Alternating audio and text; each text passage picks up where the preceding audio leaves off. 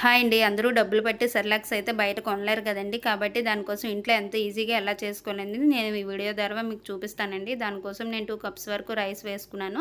1 cup పెసరపప్పు, శనగపప్పు, కందిపప్పు ఏసుకొని నేనైతే 20 వరకు బాదామ్స్ అయితే వేసుకొని 2, 3 టైమ్స్ బాగా వాష్ చేసుకొని క్లాత్‌లో వేసుకొని ఎండలో అయితే బాగా ఎండబెట్టుకున్నానండి. ఆ తర్వాత ఎండిన తర్వాత కళాయిలో అయితే వేసుకొని బాగా రోస్ట్‌గా అయినంత వరకు మనకి స్మెల్ తెలుస్తుందండి. అవి వేగిన తర్వాత నేనైతే 2 స్పూన్స్ వరకు జీలకర్ర కూడా వేయించుకొని వేసుకున్నానండి. వేసుకుని ఫైన్ పౌడర్ లాగా అయితే పౌడర్ చేసుకోవాలి. మీరు ఏ విధంగా మీ పిల్లలకు పెట్టాలనుకుంటున్నారనేది పౌడర్ చేసుకొని ఒక బాక్స్‌లో అయితే స్టోర్ చేసుకుంటే ఫ్రిడ్జ్‌లో పెట్టుకుంటే 2, 3 మంత్స్ వరకు మనమైతే ఇది యూజ్ చేయొచ్చు.